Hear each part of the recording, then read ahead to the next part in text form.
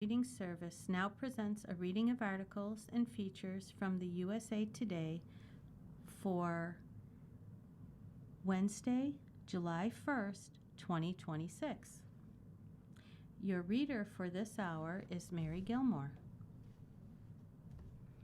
Birthright citizenship upheld. Trump effort to redefine who is American rejected. The Supreme Court rejected President Donald Trump's attempt to redefine who is an American, striking down the limits on birthright citizenship that were a centerpiece of his hardline approach to immigration. The 6-3 ruling on Tuesday, June 30th, landed as the nation gears up to celebrate its 250th anniversary, adding to the significance of the case that was already a blockbuster. And it came months after the court killed Trump's signature tariffs and other repudiation of the expansive authority the president has claimed since returning to the White House last year. But in other immigration cases, including last week's ruling allowing Trump to end deportation protections for hundreds of thousands of immigrants, the justices backed the president's authority. In their latest decision, however, the justices said Trump cannot change the definition of birthright citizenship with the stroke of a pen. Trump's push to make that change upended how the constitutional guarantee, long considered a bedrock American principle, had historically been understood. Writing for the majority, Chief Justice John Roberts said children born to parents who are unlawfully or temporarily in the United States satisfy the citizenship clause of the 14th Amendment. Citizenship, then and now, was the right to have rights, to freely participate in our political community, Roberts wrote. The framers of the 14th Amendment extended that promise to every free-born person in this land. We keep that promise today. Three of the court's other conservatives, Justice Clarence Thomas, Samuel Alito, and Neil Gorsuch, dissented. Thomas said the decision devalues American citizenship and is unlikely to stand the test of time. Justice Brett Kavanaugh, another conservative and a Trump appointee, said he would have ruled against the order on a narrower ground. Kavanaugh said the order does run afoul of the 1952 immigration law, but does not violate the 14th Amendment. As revealed by the court's opinion with its detailed account of history and precedent, and by the weighty and thoughtful dissents, the constitutional issue is far more complicated than the statutory issue, Kavanaugh wrote. After reading those scholarly opinions, one thing seems evident. The constitutional issue is not straightforward, much as we might want it to be. Trump's first order of business. On his first day back in office, Trump directed federal agencies not to recognize the citizenship of babies born in the United States who do not have at least one parent who is an American citizen or lawful permanent resident, also known as a green card holder. Trump's order was immediately challenged through multiple lawsuits filed by expectant parents, immigrant rights groups, and 22 state attorney generals. The Supreme Court took up Trump's birthright citizenship executive order last year, but only to decide whether lower courts had gone too far in blocking its implementation while the order was being litigated. In that 6-3 decision, the court rejected the way judges had put Trump's order on ice, but left open another path. And a federal judge in New Hampshire soon blocked the citizenship order again. The president, who had campaigned on restricting birthright citizenship and attended the oral arguments in April in a first for a sitting president, argued that the citizenship clause has been misinterpreted. He said it should not apply to children born to parents who aren't citizens or permanent residents, because they may feel loyal to a foreign country even if they have to follow U.S. laws while they're here. No country can be successful with such an anchor wrapped firmly around its neck, Trump wrote on social media in April. The president also argued that a landmark 1898 Supreme Court decision about the 14th Amendment applied to children whose parents had a permanent domicile and residence in the United States, an interpretation that protects the meaning and value of American citizenship.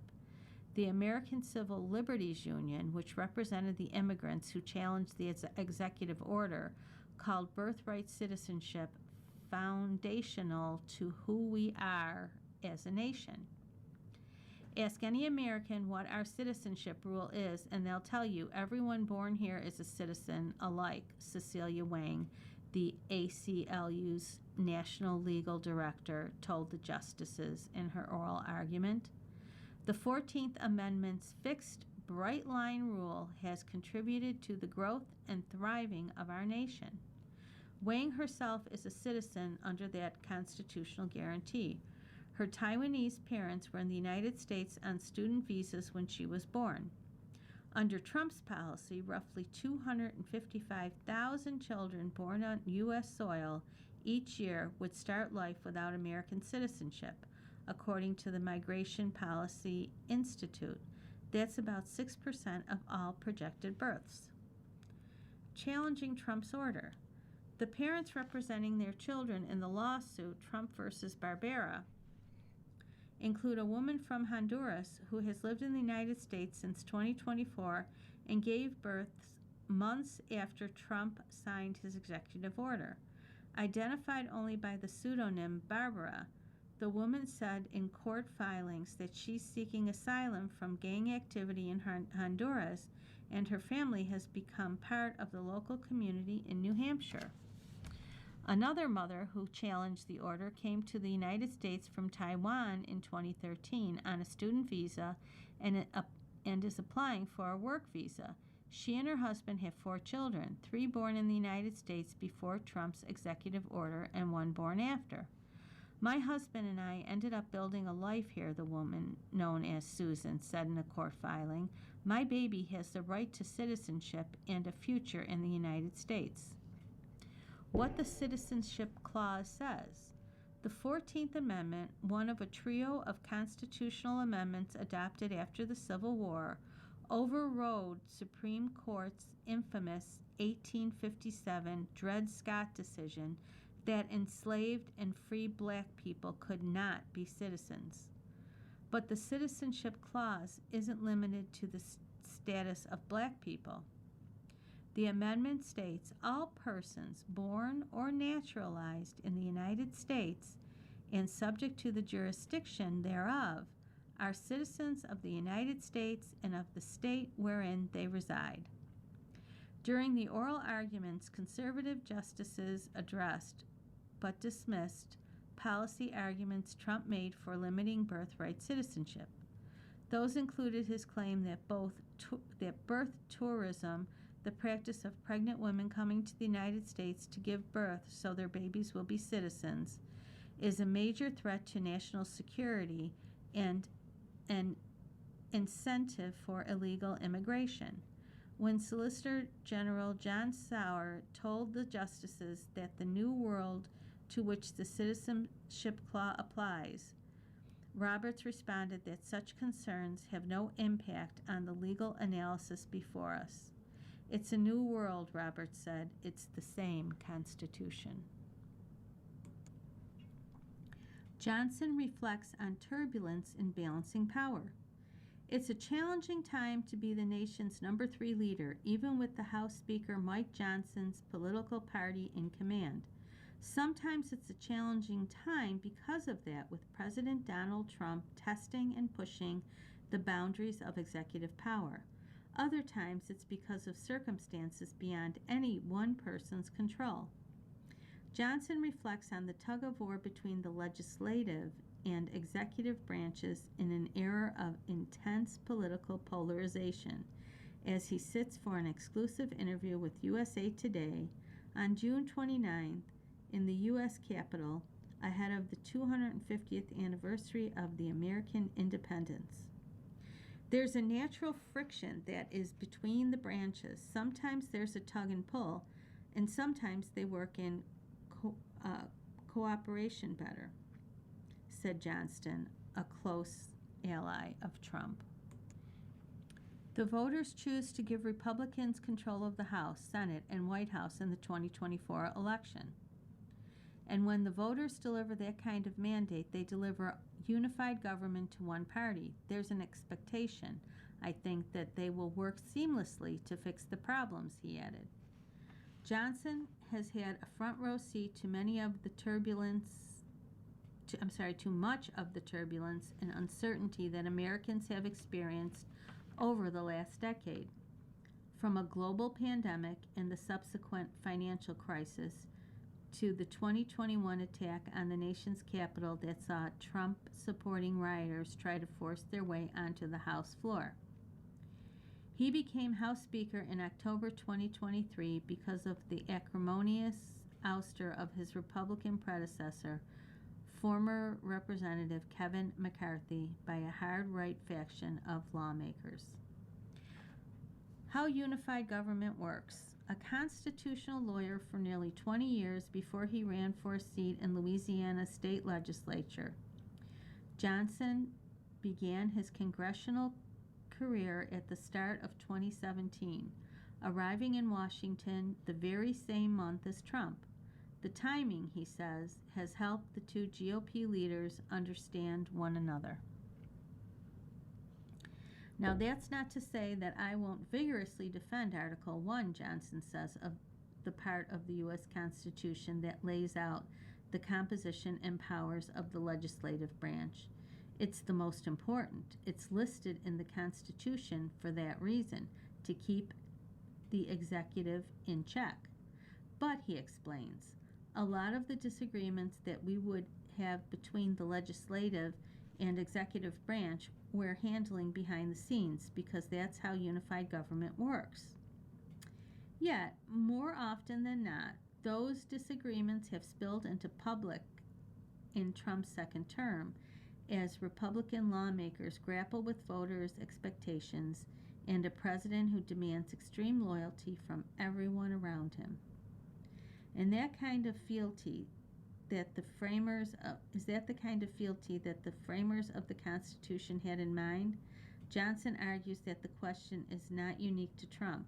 While loyalty is a premium to him, clearly, he openly talks about that. That's not unusual among presidents, Johnson insists. He has a way of making demands that's very forthright, but he knows how to get things done. Johnson says that Trump solicits counsel and considers counter opinions from his allies and advisors, including GOP members of Congress.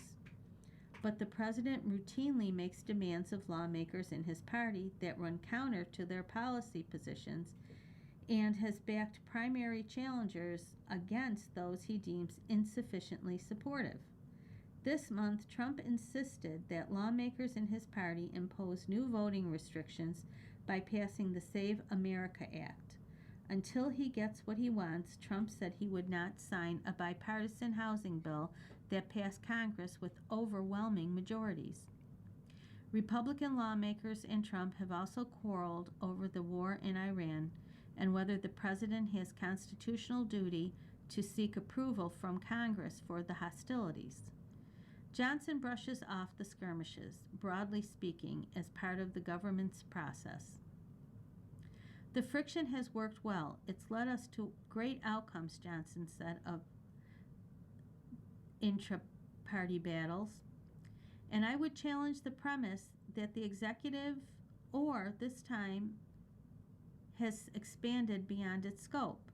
And yet, Trump himself said on social media earlier in the day that a Supreme Court's decision allowing him to fire the leaders of most independent agencies is the greatest increase in presidential power in the last 100 years. Unprecedented divisions. While voters put Republicans in control of Congress and the presidency, polls indicate they aren't too happy with their leaders. The president's approval rate was hovering around 38% in a June survey taken by Quinnipiac Quinnipiac University, with independents and Democrats driving much of that dissension or dissatisfaction. Congress is doing much worse. A mere 12% said in a May Gallup poll that they were happy with the job being done by the legislative branch. Johnson's approval rate in a December poll was 35%. You're listening to a reading of today's issue of the USA Today on the Niagara Frontier Radio Reading Service. The time is 15 minutes after the hour. Public trust in American institutions as a whole, including the federal government, has been on the decline as political polarization spreads. There are many reasons for that, Johnson said, citing the introduction of the 24-hour news cycle, smartphones, social media, and an increasingly online populace. We have challenges that are unprecedented that previous generations of Congress did not have to contend with, Johnson tells USA Today. Let's be frank about it. It's been a toxin to our political system, and it makes things very, very difficult to get done. Johnson says that in previous generations, Americans saw and received the same information every single night.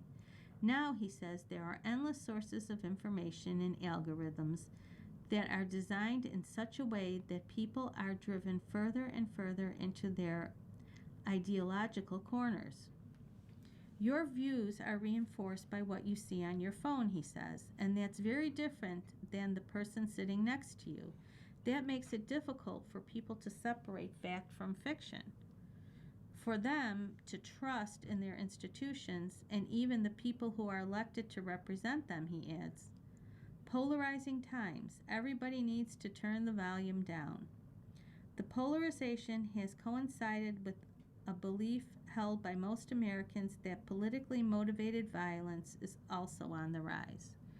Trump has been the target of multiple assassination attempts. Conservative activist Charlie Kirk was shot and killed in 2025 while speaking on a college campus. A Democratic lawmaker in Minnesota and her husband were killed in their home. Former House Speaker Nancy Pelosi's husband Paul was attacked in 2022 by a hammer-wielding assailant. Johnson had a close brush with violence during the White House Correspondents' Dinner in April, when a gunman opened fire in a Washington, D.C. hotel. The speaker was in a hallway not far from the area where the shooter, who's suspected of targeting Trump and members of his administration, was apprehended. I think people are prone to say crazy things, and when they see people in authority echoing those things, it tends to spur on violence, Johnson says of the physical attacks. You can point fingers in all directions, but in a general sense, I think everybody needs to turn the volume down. The solution to hateful and divisive speech is not censorship, he asserts, invoking his background as a constitutional lawyer. I think the more that we have dialogue, the less we are prone to violence, he says, bringing up Kirk's death. I think it's a very important part of maintaining a government of, by, and for the people, that we've got to hear from one another, even those we disagree with, and work through our differences. The more we do that, the better off we are. Check on money in politics next advances request. The Supreme Court on June 30th ditched one of the remaining checks on money in politics, a decision in line with recent rulings favoring free speech rights over fears about potential corruption. Overruling a quarter-century-old decision, the High Court sided 6-3 with Republicans, including Vice President J.D. Vance, who challenged a more than 50-year-old ruling capping how much parties can spend in coordination with their candidates. The rule, aimed at preventing wealthy donors from bypassing limits on what they can give federal candidates by funneling money through political parties, was passed in 1974 as part of Congress' response to the Watergate scandal and upheld by the Supreme Court in 2001. The court's decision may benefit the GOP, at least in the short run, because Democratic candidates have not relied as much on financial help from the political parties as they've been better at attracting small dollar donations. And advocates fighting the influence of deep-pocketed donors fear Republicans will use their victory to go after the remaining campaign finance restrictions. Writing for the court's conservative majority, Justice Brett Kavanaugh said the decision treats all political parties equally. Both parties can now participate more freely and compete more fully in the political process, he said. Rejecting concerns about potential corruption, Kavanaugh said there are other checks to prevent that, including disclosure rules. In dissent, Justice Elena Kagan said the majority jettisoned a rule needed to protect our democracy's integrity. High Court chipped away at limits. The Supreme Court has been chipping away at spending and contribution limits, ruling that they are improper restrictions on political speech under the First Amendment. Major decisions include a 2010 ruling in the case called Citizens United versus Federal Election Commission, which paved the way for the creation of independent political action committees known as super PACs. Republicans argued that leading donors have since turned to super PACs because they can receive unlimited donations. That has turned super PACs into shadow parties, diminishing the role of the actual political parties, the GOP said. And Republicans said there's no evidence that restricting how much parties can spend in the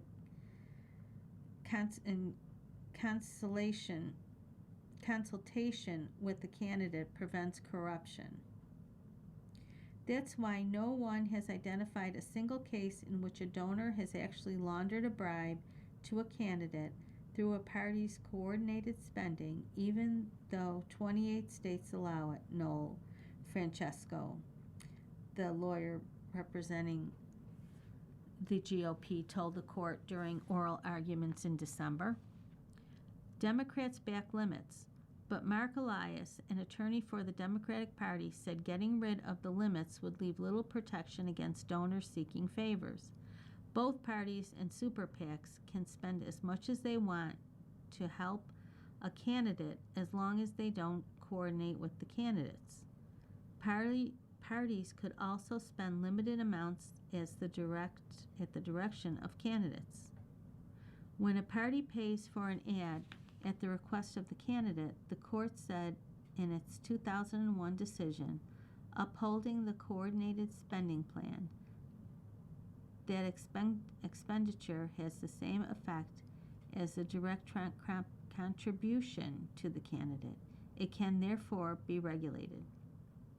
And because donors can give more to parties than they can to candidates, donors might use parties to get around the lower limits, increasing the possibility that a backer might expect something in return for the support, the court previously ruled. Trump's Justice Department backed the challenge. Republicans took on that decision in 2022 in a challenge Vance initiated when he was running for the Senate.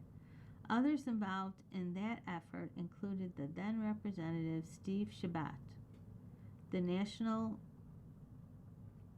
Republican Senatorial Committee, and the National Republican Congressional Committee. The Cincinnati-based 6th U.S. Circuit Court of Appeals rejected the challenge, saying its hands were tied by the High Court's 2001 decision upholding the law. The Department of Justice backed the campaign finance rule during the Biden administration, but switched sides after President Donald Trump returned to the White House. As a result, the Supreme Court appointed a lawyer, Roman Martinez, to define the appeal court's decision. Another solution, a court-ordered off-ramp.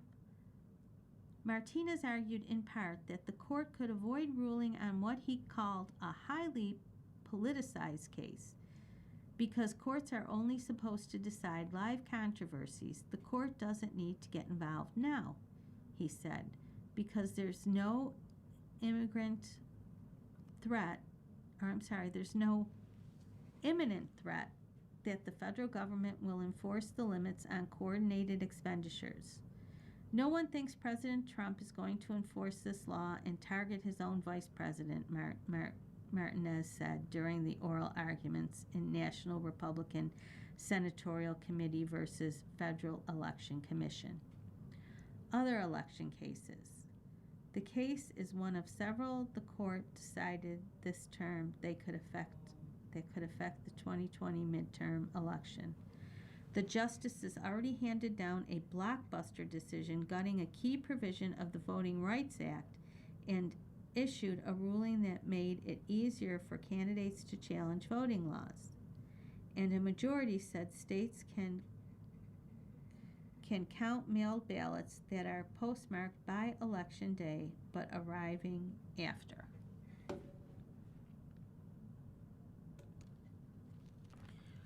With wildfires raging, officials fear fireworks danger on July 4th. Deadly wildfires ranging across the western states have prompted fire officials to ask patriotic Americans to pause before lighting fireworks this year. This Independence Day will see record-setting fireworks displays for America's 250th anniversary celebration, according to industry experts. But the hot, dry conditions across the states, including California, Colorado, and Utah, have firefighters on edge. An unusually dry and hot winter has created dangerously flammable conditions in forests and grasslands across the West. Utah Governor Spencer Cox on June 25th issued a rare statewide executive order allowing the communities to restrict consumer fireworks, although commercial displays are still permitted. Nothing about this decision was easy, said Cox in announcing the order. Utahns love celebrating the 4th of July with family, friends, and fireworks. I do too, but this year is different. We are seeing fire behavior that even our most experienced firefighters say they've never witnessed before. 3 wildland firefighters died June 27th, battling a blaze on the Colorado-Utah border. Across the West, dozens of wildfires are burning or are just under control, many of them sparked by lightning. Officials said activities connected to people, from fireworks to carelessly discarded cigarettes, have sparked 75 of the wildfires in Utah. Fireworks sparks tens of thousands of wildfires across the United States each year, causing deaths, injuries, and millions of dollars in property damage. Some cities in Colorado, including the mountain resort of Vail, have already canceled their professional Independence Day fireworks displays. In Aspen, fireworks are being replaced by the drone show. Colorado already restricts most consumer fireworks to sparklers and popper-style firecrackers that may stay on the ground.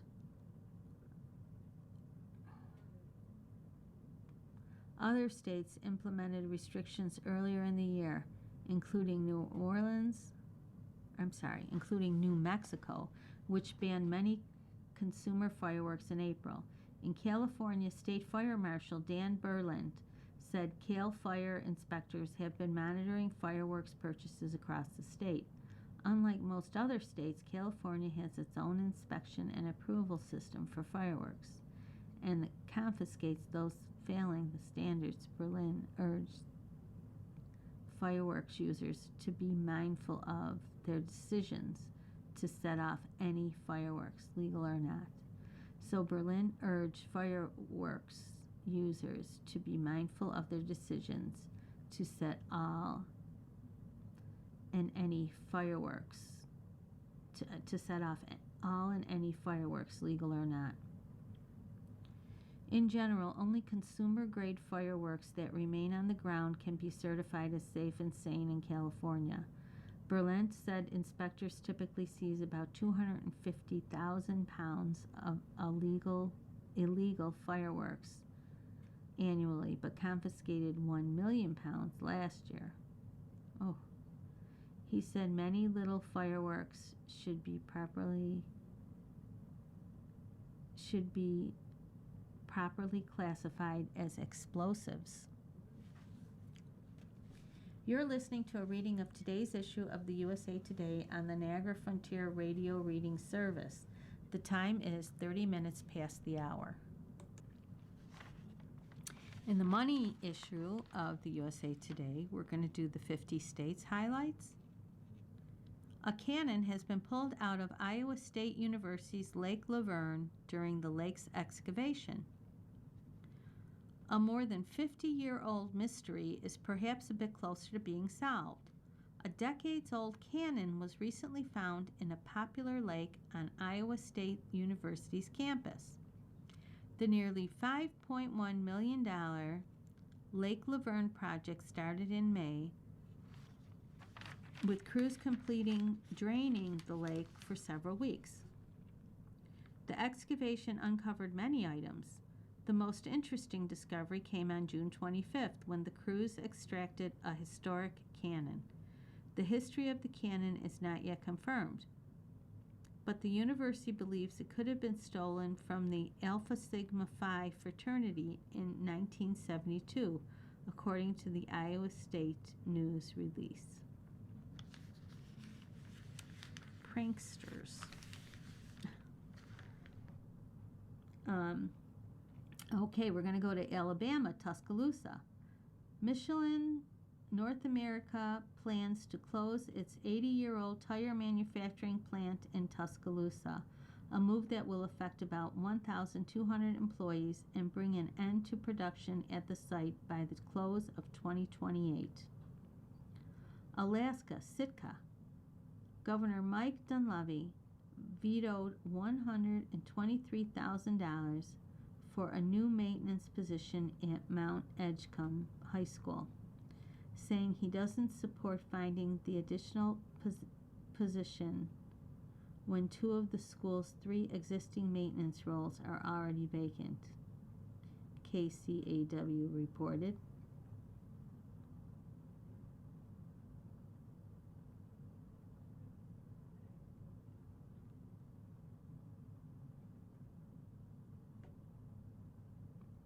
Arizona, Phoenix. Arizona's largest school district backed off a policy limiting public criticism after a conservative think tank warned it violated the First Amendment. The board voted to change the policy, which previously allowed people to praise board and staff members but not criticize them. Arkansas, Fort Smith. The Fort Smith Board of Directors is asking state lawmakers to pursue legislation requiring hospitals to notify communities before closing or significantly reducing services, an effort prompted by the recent service cuts at Baptist Health, Fort Smith. California, Siskiyou County. New salmon populations living in the Calumet River face sickness and low water levels due to the diminished snowpack less than 2 years after the Calumet Dam removal, the Karuk tribe said in a report on the river's health. Scientists monitoring the Calumet's water found rising levels of a fish parasite called Certinova shasta, according to the report. Colorado, Grand County. Rocky Mountain National Park's Timber Creek Campground will remain open through the first weekend in October this year, a park spokesman said. This campground, located on the west side of the park, had originally been scheduled for closure on August 10, 2026, so work could begin on sewer rehabilitation projects. Connecticut, Hartford.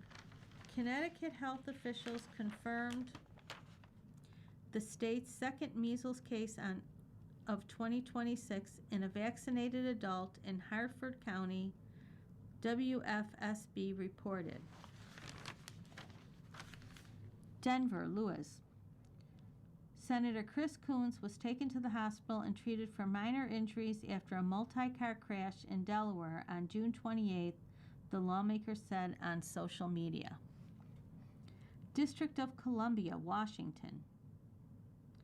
A partial settlement has been reached in a lawsuit concerning a man detained in Washington, D.C. for playing the Imperial March from the Star Wars franchise behind Ohio National Guard troops patrolling the city in 2025. Florida, Tallahassee.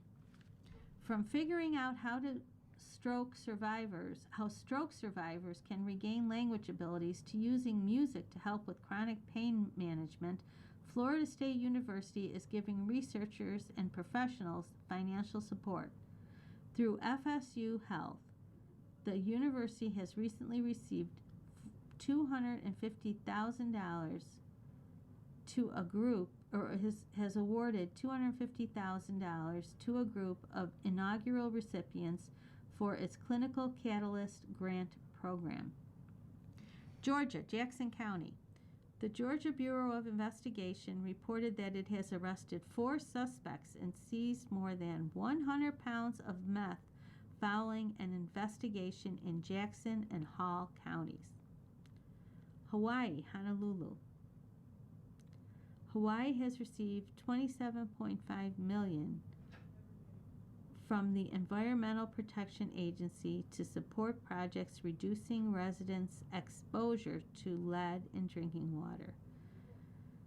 Part of the $2.9 billion nationwide allocation, Hawaii News Now reports. Idaho, Nampa. Officials say crews removed 532,300 gallons of storm water from the city streets after weekend thunderstorms, setting a new record for the city, KTVB7 reports. Illinois, Jacksonville. Illinois College is being honored for its orchid conservation research for the second year in a row. The school has won a Royal Horticulture Society gold medal for its orchid conservation Chelsea exhibit, according to a community announcement. Indianapolis. The Indiana Department of Natural Resources has proposed a new rule that would allow more hunters to trap bobcats, raising the hackles of some who say the movement is premature based on too little evidence. The trapping quota would rise from 250 to 400 bobcats in a season and open up avenues for hunting. Kansas, Topeka. Topeka Zoo inhabitant Asante, the oldest living lioness in a zoo accredited by the Association of Zoos and Aquarium, died June 25th at the age of 22. Asante was humanely euthanized following ongoing age-related health concerns, said Cynthia McCarville, the zoo's chief advancement officer. Kentucky, Covington. The missing northern Kentucky man found dead in France was under investigation for possession and distribution of child sex abuse material, according to court documents. Louisiana, Baton Rouge. Governor Jeff Landry has issued an executive order designed to address concerns about the massive power needs of the state's developing AI data centers and who will pay for them.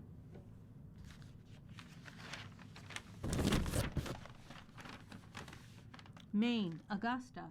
Democrat Graham Planter holds a narrow lead over Republican Senator Susan Collins in Maine's Senate race debate Senate race despite recent controversies over the Democratic nominee's past conduct, according to a new poll from the New York Times, CNN said. Maryland, Baltimore. The Johns Hopkins University said it laid off 110 employees, citing cuts in federal research funding, with the layoffs impacting administrative functions at the academic institution. Massachusetts, Sudbury. Smile, Massachusetts, a Sudbury nonprofit that is dedicated to helping those with disabilities enjoy full, inclusive lives, was recently named one of the inaugural recipients of the FIFA Global Citizen Education Fund, according to a community announcement. It's among 27 organizations worldwide to be selected from more than 3,500.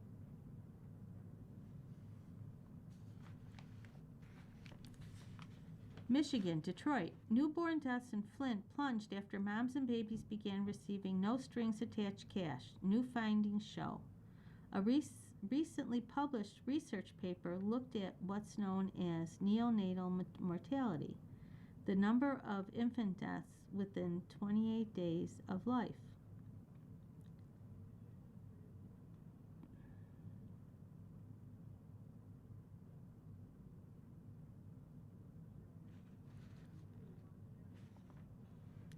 Minnesota, St. Paul. Senior U.S. District Judge David S. Doty of Minnesota, who was appointed by President Ronald Reagan in 1987, died on June 7th, just days before his 97th birthday.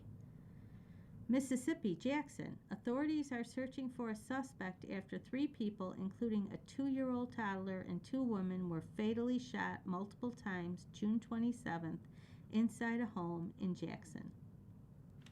Missouri, Boone County.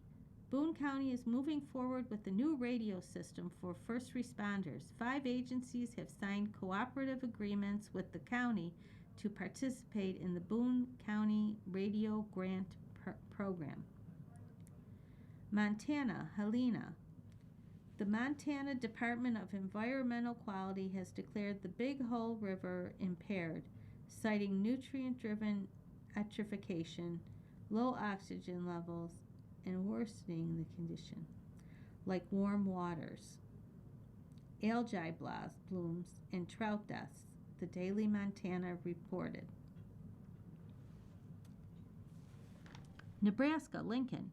The University of Nebraska-Lincoln has announced that it is planning to demolish the aging Selleck Quadrangle and replace it with a new 500,000 square foot development featuring nearly 2,000 dorm beds, a project driven by $85 million in deferred maintenance over the next 70-year-old building rather than housing demand, KOLN reported. Nevada, Reno. Officials reported visible algae blooms at Virginia Lake and Teglia's Paradise Park, prompting a statewide advisory and warnings for residents and pets to avoid the water until conditions appear to improve. New Hampshire, Portsmouth. Portsmouth International Airport at Pisa's Air Traffic Control Tower is closed and will remain so until as late as August 3rd, according to the Pisa National Authority Association. Development Association. According to Pisa Development Authority officials. New Jersey, Trenton. New Jersey's 2027 state budget cleared budget committees in both the Assembly and State Senate but it remains to be seen if and when Governor Mikey Sherrill will sign legislature to adapt the state's national fiscal plan. It's unclear exactly what the $60.7 million plan funds, because the bill was released to the public only an hour before votes were cast in the state Senate and Assembly. So they really don't know what it plans to fund. New Mexico, Cedar Crest. The historic Campo Sanchez Stone House will become the new public hub for the East Mountain Historical Society, KRQE reported. You're listening to a reading of today's issue of the USA Today on the Niagara Frontier Radio Reading Service. The time is 45 minutes after the hour. New York, New York. The Federal Aviation Administration said it has launched an investigation after a JetBlue flight reported hitting a drone while approaching John F. Kennedy International Airport. North Carolina, Brunswick County. Duke Energy intends to sell its offshore wind lease off Brunswick County back to the federal government. North Dakota, Bismarck.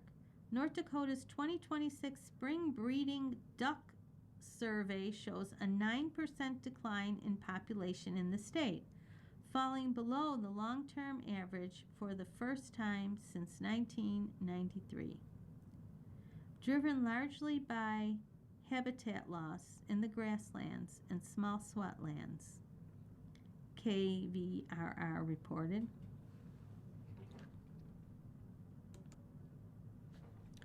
Ohio, Madison County. Hundreds of sheep will graze among solar panels in Madison County, nibbling away at vegetation and keeping weeds at bay. The Ohio Power Siting Board approved a plan by Madison Field Solar Project to use mowing and sheep grazing to continue vegetation, or to manage vegetation. Up to 260 sheep will be grazing on a 65-acre section of the project between mid-March and mid-December. Oklahoma, Oklahoma City. Oklahoma City's first James Beard Award winner and one of its most storied restaurants has quietly reopened after an extensive closure for repairs, upgrades, and renovations to its space. And its 95-year-old matriarch and founder is still in the kitchen overseeing everything at Florence's restaurant, the soul food haven in the historically black neighborhood of Northeast Oklahoma City, to once again open for business. Oregon, Silverton. A small invasive pest known for killing millions of trees in North America was spotted in 3 new Willamette Valley locations, including Silverton, according to the Oregon Department of Forestry. The emerald ash borer is native to eastern Asia and was first found in Oregon in 2022. Pennsylvania, Harrisburg. Pennsylvania's over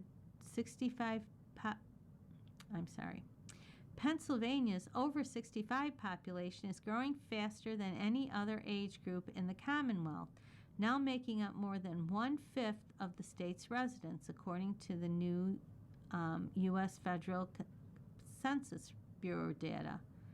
The federal agency estimates about 2.8 million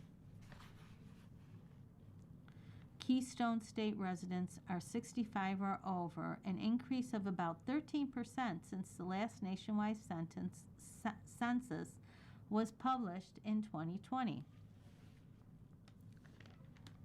Rhode Island, Providence. Governor Dan McKee has appointed Lynn Corey an interim director of the Rhode Island Department of Corrections. South Carolina, Lexington County. Alex Murdaugh got a new court date for his murder trial. Judge Deborah R. McCaslin has set the date for the next pretrial conference for August 14th at the Lexington Courthouse and has set a tentative date for the murder trial to begin on April 5th, 2027. It's quite a long time. South Dakota, Rapid City.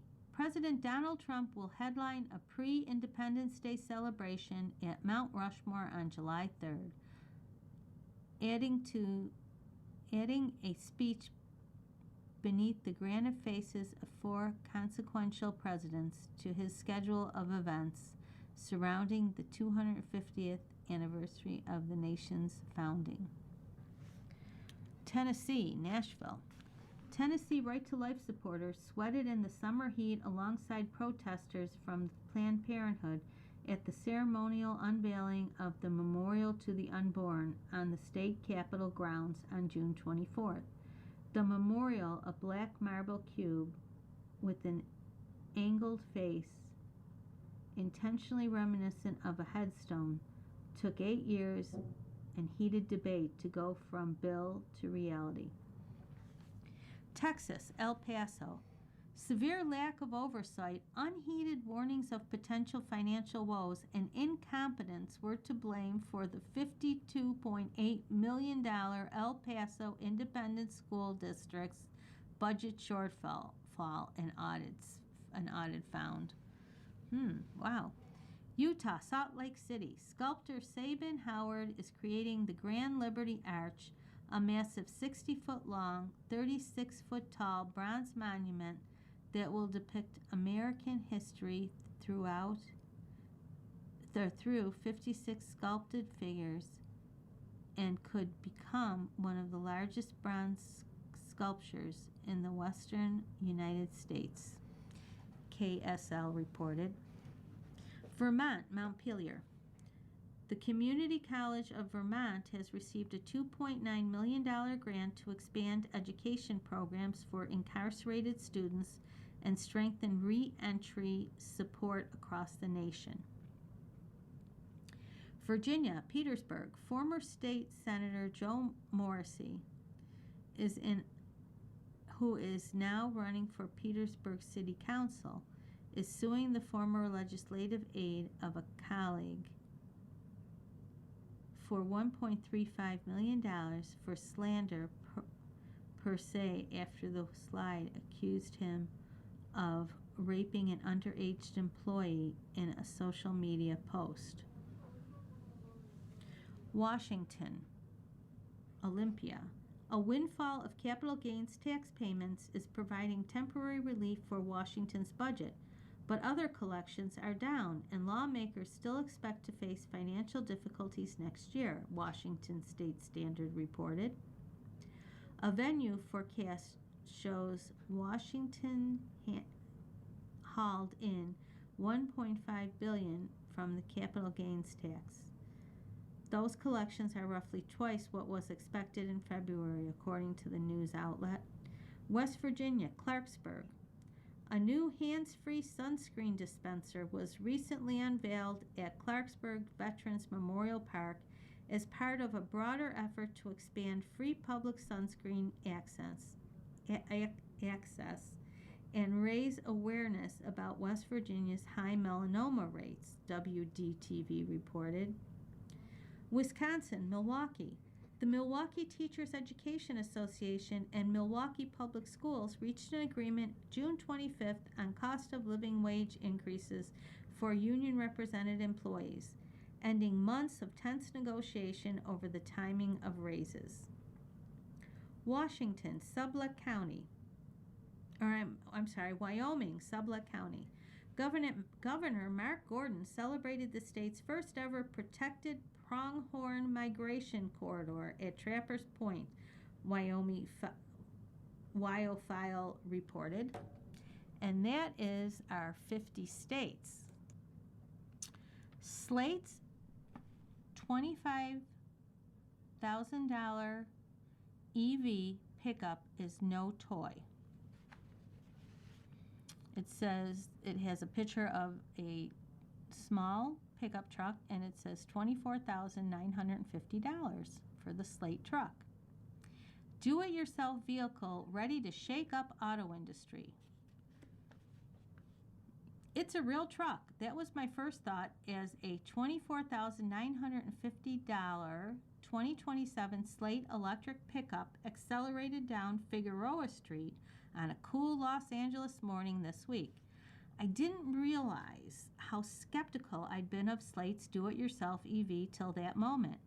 Pieces didn't fall off, the wind didn't whistle through the gaps in the bodywork, bumps didn't rattle my teeth and twist my spine.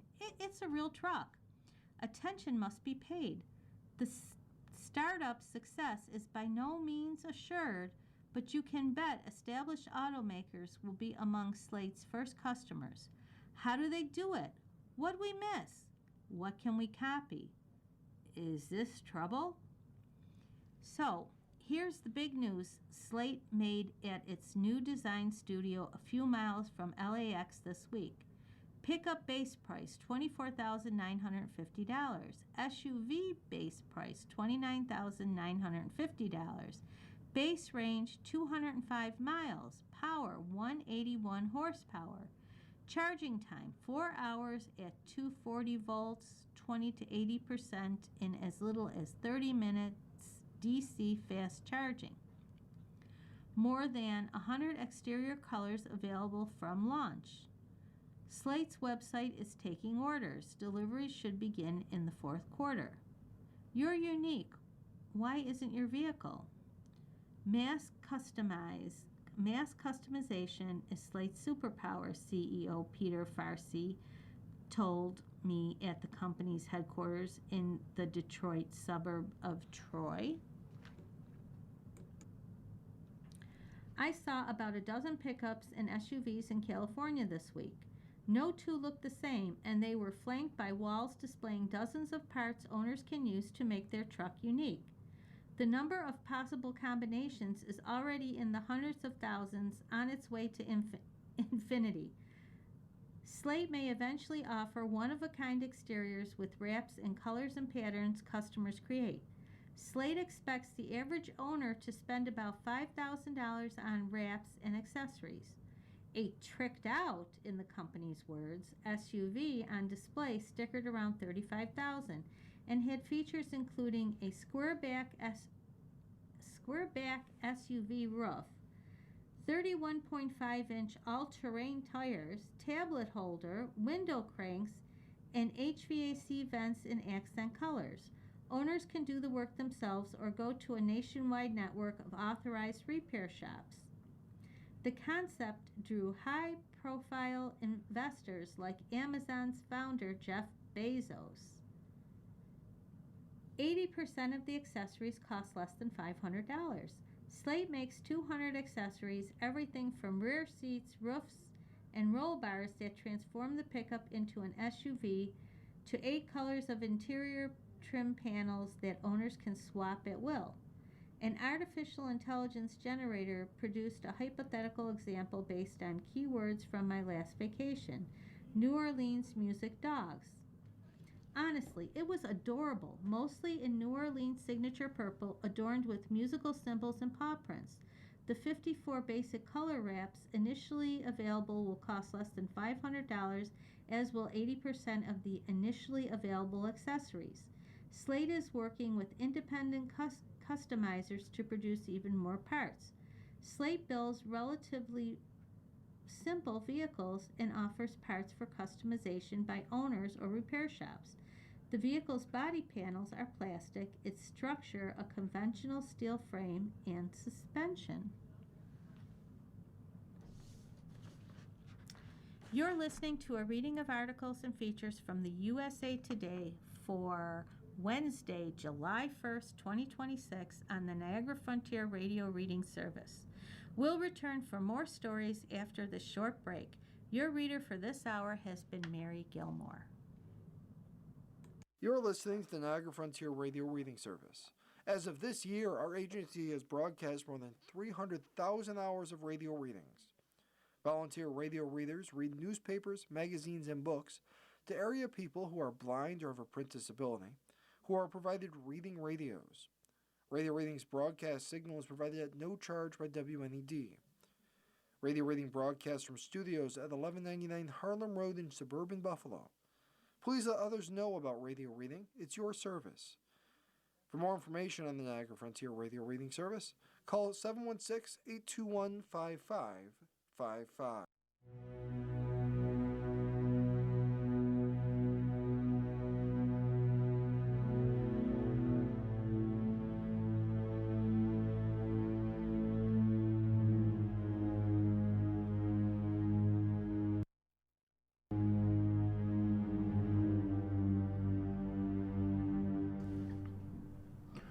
We'll continue now with our reading of articles from today's issue of the USA Today. Your reader for this hour is David Frothingham. Looking now at the sports section in today's USA Today, the lead headline reads, "The Sneak Play. 5 NFL teams quietly had a very good off-season," by Tyler Dragon. Big game free agent signings, blockbuster trades, and the top draft picks steal headlines and create the most off-season buzz around the NFL. Often, teams make subtle moves that end up having tremendous impact.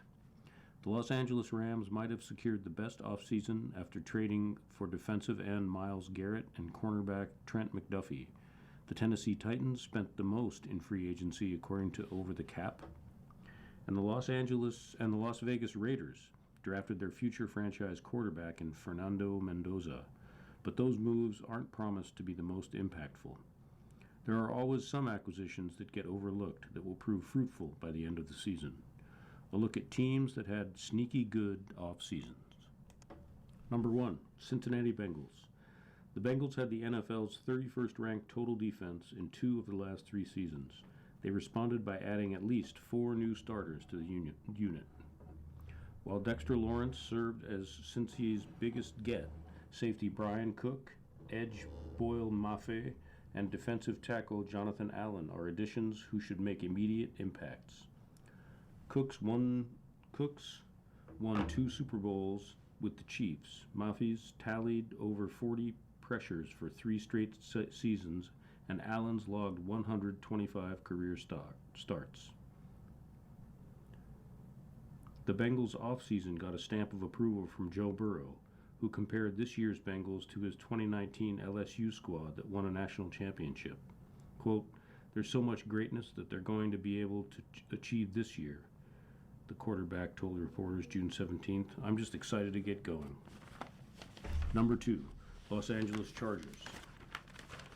The Chargers additions aren't needle movers. Center Tyler Biadasz,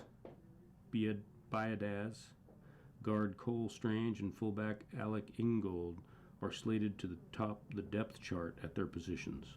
First-round pick Akeem Mesidor is expected to fill the void of departed Odafe Oweh, and second-round selection Jake Slaughter is in competition to start at left guard. However, the Chargers' most impactful offseason move was hiring Mike McDaniel as offensive coordinator. Jim Harbaugh has nothing but praise for McDaniel. Quote, "Awesome with a capital A," Harbaugh said of McDaniel. "Where to really start would be on how his mind is, how much football information, how good it is, his expertise in all positions and on defense too. He's a real expert in how defenses play, doing a lot of listening, a lot of learning, and a lot of leaning in to how he sees football because it's really brilliant." McDaniel's already put an emphasis on quick game, yards after catch opportunities, and he's working well with QB Justin Herbert. McDaniel had Herbert throw with a weighted green ball to emphasize mechanics during a portion of the offseason program. He's also installed a zone blocking scheme. Number 3, Washington Commanders. The Commanders had a below-average rush win rate in 2025, and current free agent Von Miller was their most productive edge rusher. The Commanders addressed their deficiency by adding pass rushers Odafe Oweh and Clavon Chaisson. The two combined for 15 sacks and 101 pressures on different teams in 2025. On the second level of the defense, word out of Washington is rookie Sonny Styles is a budding star. "He's hit all the marks that you can hit at this time of year," Dan Quinn said of the linebacker, per the team's official website. "The knowledge, the intensity to go for it. What we haven't seen and we will is the blitz ability and making plays on the ball with the speed and length. But man, are we pumped with him." End quote. The Commanders could use more firepower at wide receiver, but the Brandon Ayuk saga could result in the wide-out landing in Washington. Also, free agent acquisition tight end Chig Okonkwo is younger and more explosive than ex-Commanders TE Zach Ertz. Number 4, Carolina Panthers. The Panthers deserve more praise for their moves. According to BetMGM, Carolina is projected to finish behind the Tampa Bay Buccaneers and New Orleans Saints even after the additions of edge rusher Jaylon Phillips and Devin Lloyd, two of my top free agents this offseason. The Panthers ranked 24th in pass rush win rate and last in run-stop win rate last season per ESPN. Phillips tallied 73 pressures in 2025 and can take attention away from interior lineman Derek Brown. Lloyd is instinctive and has a nose for the football. He's produced at least 113 tackles in 3 of his last 4 seasons. Rookie first-round pick Monroe Freeling helps beef up Carolina's offensive line, and wide receiver Jalen Coker, who signed a 3-year extension, proved he can be a secondary option for Bryce Young. Number 5, Houston Texans. The Texans ranked last in run block win rate and 30th in pass block win rate last season per ESPN. They responded this offseason with an overhaul to their offensive line, bringing in guard Wyatt Teller, tackle Braden Smith, and first-round pick Kalen Rutledge, who has taken first-team reps at center and guard this offseason. Houston reworked its backfield by replacing Joe Mixon with downhill bruiser David Montgomery, who averaged over 3 yards per contact per attempt, who averaged over 3 yards after contact per attempt for 3 straight seasons. However, the offense's success is contingent on C.J. Stroud's improvement. He has regressed since a record-setting rookie campaign, but the Texans say they are enthusiastic about Stroud's work ethic this offseason, with general manager Nick Casario saying that the passer has had a good approach and a good attitude. Stroud should benefit from better protection up front and solid running game. Furthermore, Houston's number 1 ranked total defense gave teams problems last season. Safety Reed Blankenship was added to an already stingy defensive backfield, while standout pass rushers Will Anderson Jr. and Danielle Hunter both got paid this offseason. The next headline on today's sports section reads, Grown-up Captain America. Tim Ream self-selected his U.S. World Cup spots, by Nancy Armour. Dateline is Irvine, California. There was a time Tim Ream thought his chances of playing at the World Cup were over. He was already in his early 30s. Despite being a starter at Fulham, he'd had large gaps between appearances for the U.S. men's national team. He wasn't part of the squad for the last international window before the 2022 roster was announced, usually a good indicator of who's going to the World Cup. When the 2022 roster was announced, though, Ream was a surprise inclusion. He wound up playing every minute of the 4 games at the World Cup in Qatar, too, anchoring a back line that gave up 1 goal in the group stage. Now, at 38, not only is Ream playing in his second World Cup, he's captain of the U.S. team. Quote, being out of the picture for 14 months leading into 2022, I pretty much accepted that my opportunities to play in a World Cup were not going to be there, Ream said on June 29th. So yeah, to be sitting here now and being able to play in a second World Cup, a home World Cup, is pretty special for me, for my family, he added. I don't take it for granted because I know how quickly things can change. I know how quickly you can be in and how quickly you can be out. The USA plays Bosnia-Herzegovina in the round of 32 on July 1st, 8 p.m. Eastern Time on Fox. Even Guardiola was impressed. Ream went to England in early 2012 after 2 seasons with Major League Soccer's New York Red Bulls. He played first for the Bolton Wanderers, who was in the Premier League when he arrived, but was relegated to the Championship in his next 3 seasons. He then moved to Championship side Fulham, which earned promotion in his 3rd season with the Cottagers. Fulham would bounce back and forth between the Premier League and the Championship for the next 4 seasons, but the higher quality of opponents gave them then U.S. MNT coach Greg Berhalter a better idea of Ream's skill. He wasn't the only one. After a game against Manchester City ahead of the 2022 World Cup, Pep Guardiola told Ream he'd sign the American if the defender was 10 years younger. Quote, he put himself in a position where we couldn't leave him off the team because he's starting for a good team in the Premier League, and he's one of the best passing center backs in all the Premier League, Berhalter said in June. That's an example of a guy self-selecting based on his performance. Ream to visit USMNT off on field. Ream is more than just a feel-good story of perseverance, though. He's become as important to the USMNT as Christian Pulisic, Folarin Balogun, and Weston McKennie. Quote, I think everybody knows what he means to this team. It's weird to call him like a father figure to this group, but he really is, Gio Reyna said. On the field, Ream is the quintessential coach, offering both a calming presence and tactical instructions. He's an invaluable source of information for his younger teammates, too, given he's seen just about everything in his career. And he provides comedic value, the jokes about his age almost writing themselves. Ream is a good decade older than many of his teammates, and 17 years older than Alex Freeman, the youngest player on this USMNT squad. Quote, he will score in training, and they'll say he's the oldest scorer in World Cup history, stuff like that, Balogun said, grinning. My personal relationship with Tim is great, he added. He gives me lots of advice, and he's someone who has tons of experience.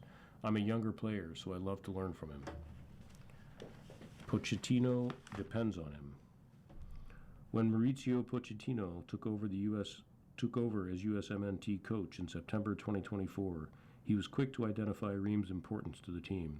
He appreciated Ream's calmness and his ability to be a bridge between the coaching staff and the players. Pochettino named Ream captain for his first match in charge and has continued to give him that armband.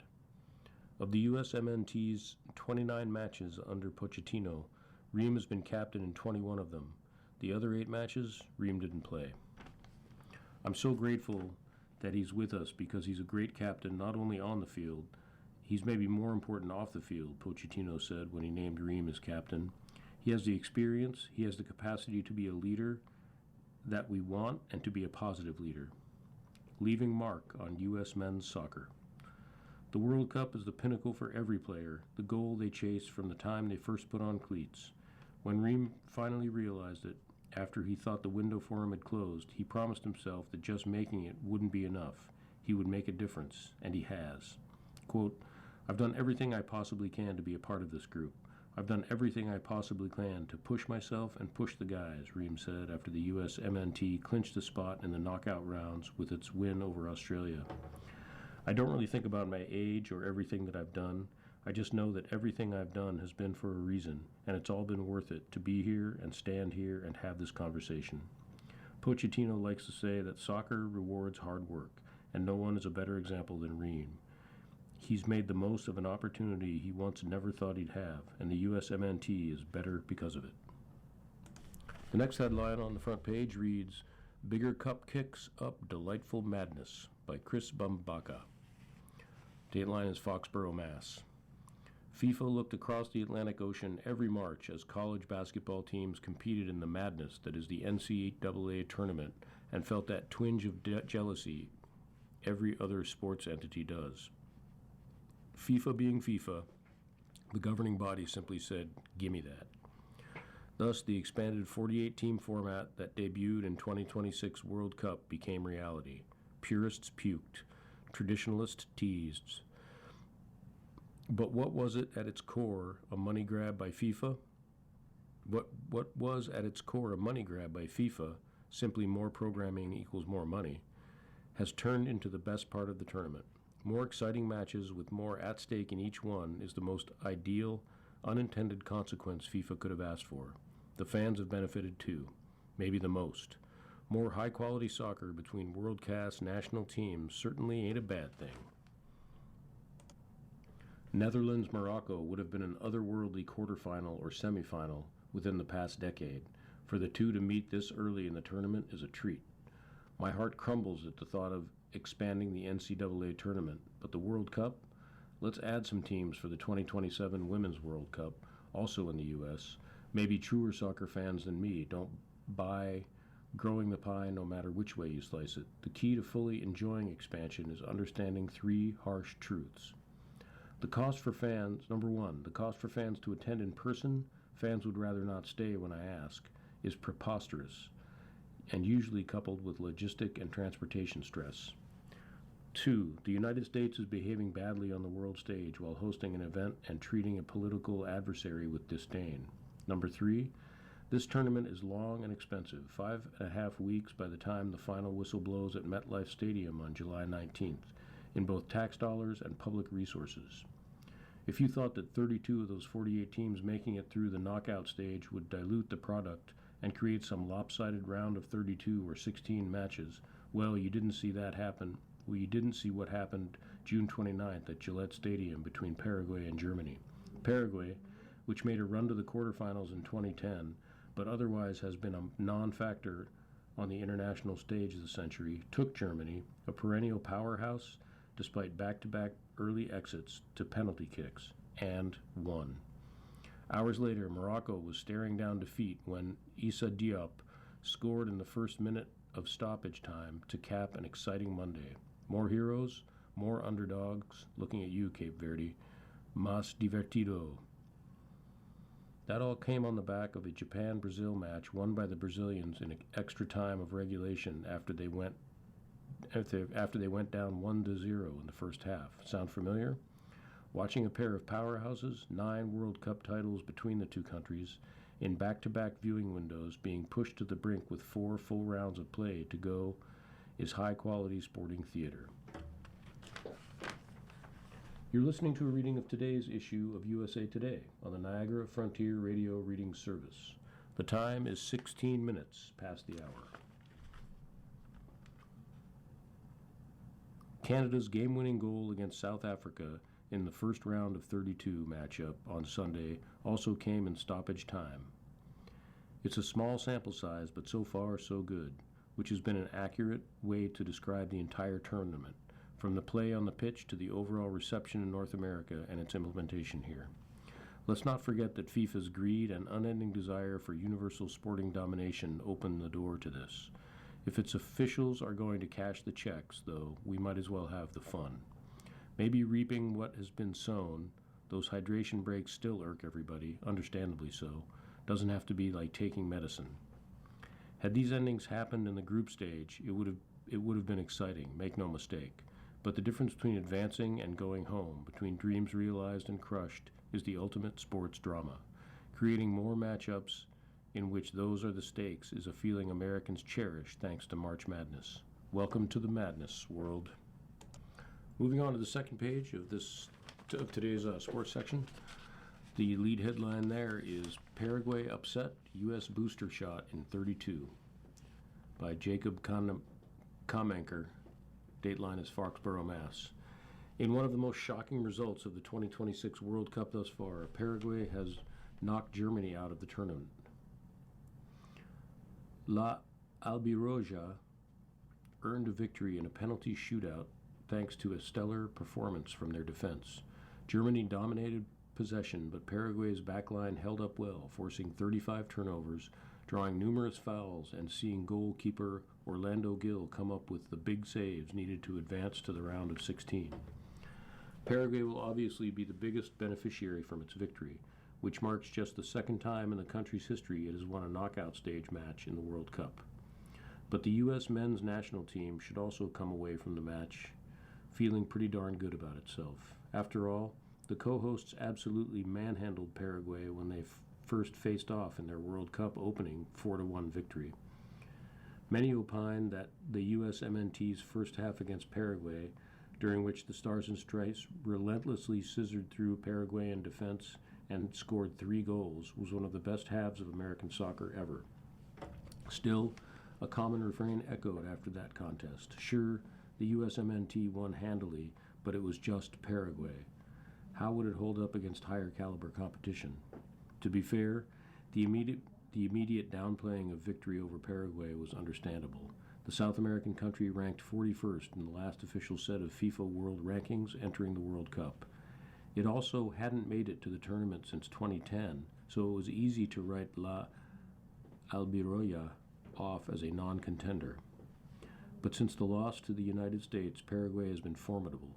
Its strong brand of defense earned it clean sheets against Turkey and Australia to help it through to the round of 32 as a third-place side.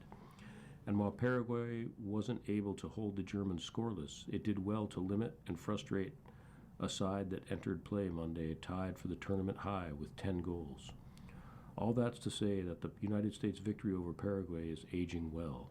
The Americans should feel great about putting 4 goals past such a strong Paraguay defense, especially considered Christian Pulisic was only able to play half of the match because of a calf injury. If Pulisic is ready to play a larger role in the knockout stages, the United States should retain one of the most explosive offensive attacks among the teams remaining in the tournament.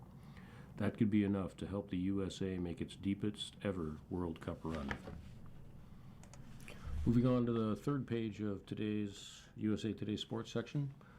Headline reads, A Silent Guardian Delivers for Morocco by Brooks Thomason. Dateline is Monterrey, Mexico. Yassine Bonu's heroics in the net for Morocco helped the Atlas Lions advance to the round of 16 in the World Cup. The 35-year-old made the crucial save in their penalty shootout win over the Netherlands on June 29th.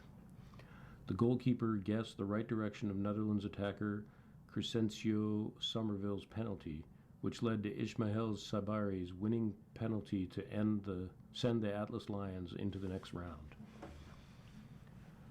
Before each team's penalty, he would put his head down on the field, whether praying or staying in his calm mind, ready for the next penalty.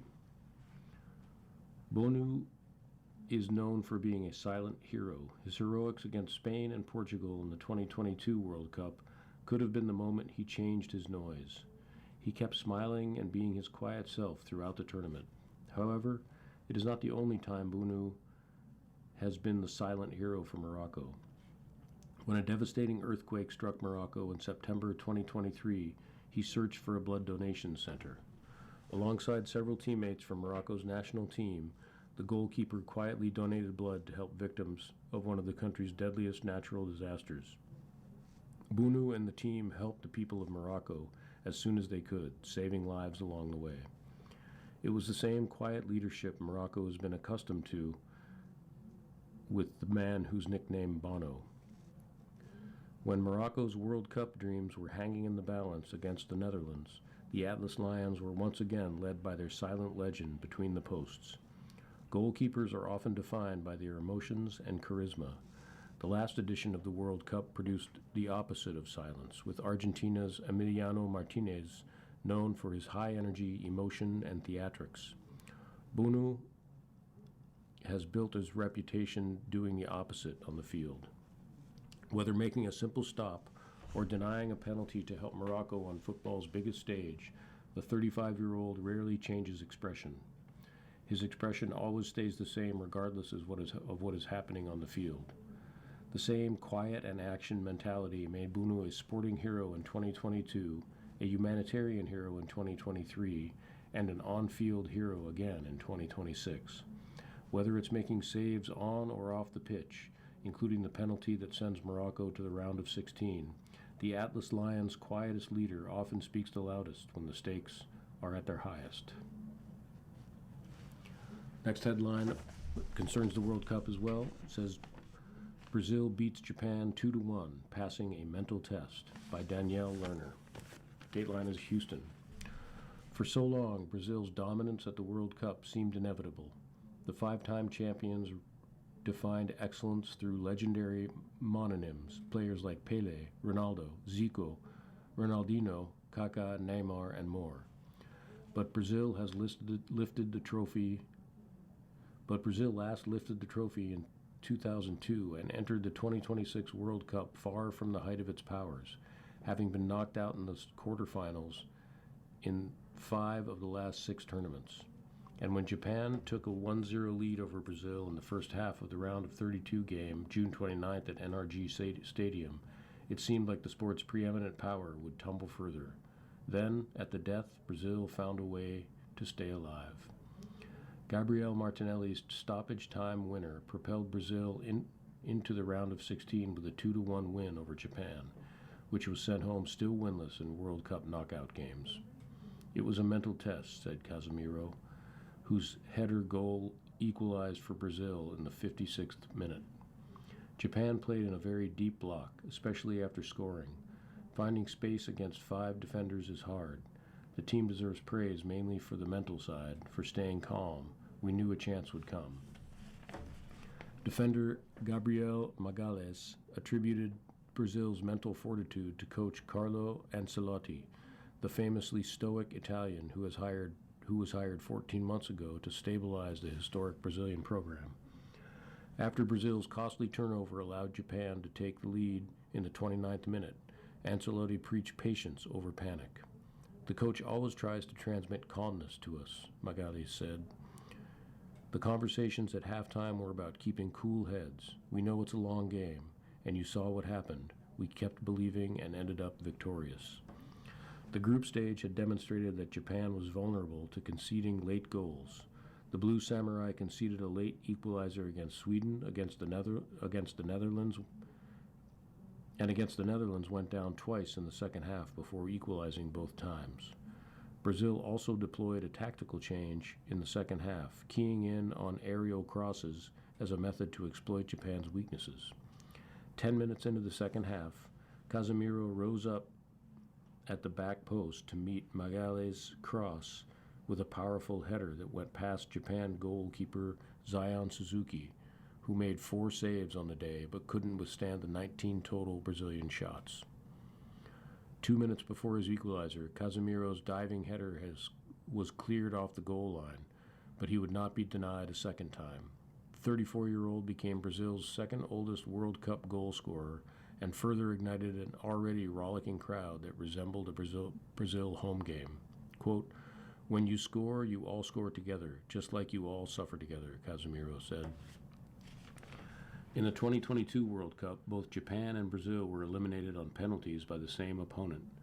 Croatia sent Japan packing in the round of 16 in Qatar, then knocked out Brazil in the quarterfinals. It was an embarrassment, especially for Brazil, which hasn't reached a final since 2002. Martinelli's shot trickled into the back post in the 95th minute on Monday, ensuring the extra time and penalties were not necessary. The Arsenal forward, who entered the game as a second-half substitute, sent the Brazilians through and simultaneously sent a stadium into delirium. True to form, Ancelotti barely even reacted to either of his team's goals. After the final whistle, Brazilian players and Japanese players alike dropped to their knees, the triumph of victory for a moment mirroring the anguish of defeat. Brazil will play either Norway or Ivory Coast in the round of 16. If Monday's game in the last few years proved anything, it is that winning is not inevitable. Quote, "We can never be content with what we're doing," Ancelotti said. "We're doing a good job. We are performing. But you can never be content because we want to play better. We want to play at the highest level." The next headline reads, "Paraguay keeper plays hero in unlikely upset" by Chris Bumbaka. Dateline is Foxborough, Mass. Julio Enciso was almost done with his victory lap when a reporter asked his thoughts on Orlando Gil, the newest Paraguayan national hero following Paraguay's victory over Germany to advance to the round of 16 at the FIFA World Cup. "Top," Enciso said while parading through the mixed zone in reference to Gil. Because without the keeper's adventures in net for 120-plus minutes and his stout penalty shootout performance, in which he stopped 3 of 6 German attempts, Paraguay would not have pulled off one of the most memorable World Cup upsets of all time. After the match, only his 10th international appearance as he made his senior national team debut in 2025, Gil dedicated to the victory to the approximately 6.5 million citizens of the landlocked South American country. "I'm sure it must be very exciting. This is for them," Gil said in Spanish. "I'm really happy. I know they have suffered with us." Gil also shouted out his family and his nephew Alejandro, who is currently hospitalized in Paraguay. "Alejandro, this is for you. I hope you get better soon. Your godfather is here, supporting you from afar," he said in Spanish. Hardly 2 weeks ago, Gil was a pariah among ex-national team members, with former Paraguay keeper José Luis Chilavert accusing the 26-year-old of playing as a mute following the team's 4-1 loss to the United States on June 12th. Quote, "For Orlando, I'm happy for him because he went through difficult moments after the 4-1 defeat and all the doubts around him, Paraguay head coach Gustavo Alfaro said, "Many things were said. I really trusted him. I still really trust him. I think he's a goalkeeper that one game after another, he became a more solid goalkeeper." Before Monday's match, Alfaro said staff members were discussing how come Spanish teams were scouting Gil, who currently plays for San Lorenzo de Almagro at the club level in Paraguay. "I'm sure that after his performance today, and I hope this for him, that he can make that leap," Alfaro said. Gil was confident in net all afternoon, despite Germany maintaining possession in the Paraguayan half and final third of the pitch for what felt like the entire match. His defense blocked shots and created harsh angles. He provided no rebound opportunities. Kai Havertz snuck a header past Gil in the 54th minute. In overtime, he stopped Havertz with an outstretched hand and also denied Anton Waldeman from point-blank range. Before that, he was the recipient of good fortune with VAR removing a goal from Jonathan Tah in extra time. The refs determined Waldeman fouled Gil as he tried to intercept the corner kick that led to Tah's header that momentarily put Germany ahead. Gil's finest moment came in the shootout, however. He first stonewalled Havertz by guessing correctly and diving low to his left for the save, and did the same to deny Nick Waltemade. Tah skied Germany's sixth attempt as the shootout entered sudden death, and Gil joined the party when Jose Canale hammered home the deciding PK. "We had to analyze every player, every detail. Thanks to that, I was able to only miss 2 penalties," Gil said. "This is for all the people of Paraguay."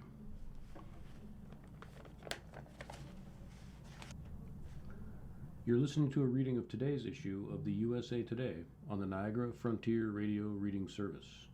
The time is 32 minutes after the hour. The next headline in today's sports section reads, 4-seed Ben Shelton upset at Wimbledon. 4th-seeded American Ben Shelton was upset by Finland's unseeded Otto Virtanen in a 5-set marathon in the first round of Wimbledon on Tuesday, June 30th. Shelton, a quarterfinalist at the All England Club last year, rebounded from dropping the first set to take the next 2, but Virtanen refused to give in, taking the 4th set 6-2. The deciding 5th set went to a tiebreak. Shelton had a pair of match points at 8-6, but was unable to complete either after attempting to force the issue by coming to the net both times. He had another match point at 9-8, but sent a forehand into the net following a lengthy rally. After Virtanen used a strong serve to set up his own match point, Shelton sent a forehand wide at 10-9 to seal the upset. Virtanen's 6-4, 3-6, 6-7, 6-2, 7-6 victory took 4 hours 21 minutes to complete.